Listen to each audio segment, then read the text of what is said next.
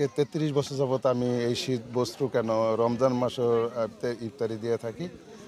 আর এমনও আবার কি বলে এমনি গ্রামে যে কাপড় আছে ওইগুলি দিয়ে আসতেছে আজকে 33 বছর যাবত ধারাবাহিকভাবে। তো আমার ছেলে মেয়েদেরও বলা আছে যে একইভাবে যাতে তারাও এই জিনিসটা কন্টিনিউ করে। আর এই এই কন্টিনিউ করার জন্য ছেলে মেয়েদের নিয়ে একসাথে দেশে আসা আর কি।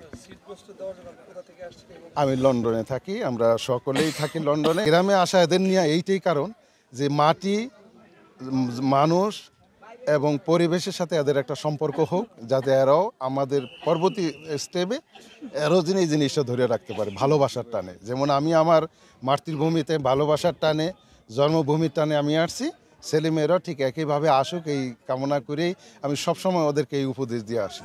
অবশ্যই এটা তো করা উচিত, কারণ যত যাই হোক এখানে এটা আমাদের দেশ। যত যাই হোক আমরা বাইরে থাকি বা যেটাই করি, বেসিকলি এখানেই আমাদের সব দাদা দাদির যত কিছু আছে। তো এখানে হেল্প করা মানে আমাদেরকেই হেল্প করা। আর আশা করি এরকম যাতে আরও করতে পারি ফিউচারে। আমি সবসময় আব্বুর থেকে শুনে আসছি এই জায়গায় মানুষ অনেক ওয়েলকামিং, এই জায়গায় অনেক ভালো।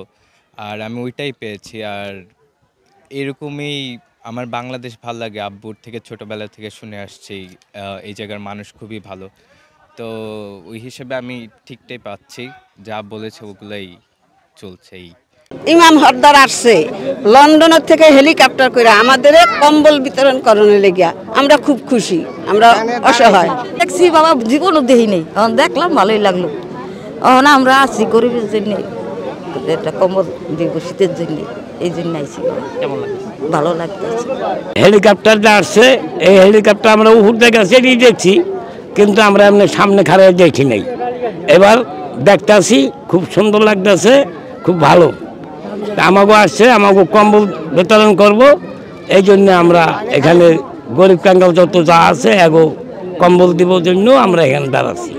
হেলিকপ্টার নিয়ে ওনার আসার উদ্দেশ্য, উনি এলাকায় গরিব এবং মেহনতি মানুষের সাহায্য সহযোগিতা করেন।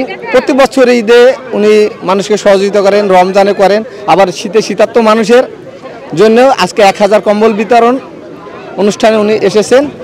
তাই আমরা বিনোদপুরবাসী সকলে ওনার এই কাজের জন্য সকলে সন্তুষ্ট। আমি জীবন হেলিকপ্টার দেখি নাই, অনেক অনেক কাছের তো দেখতেছি, হাত দাও ধরছি, আমার স্বপ্নের মতো লাগতেছে।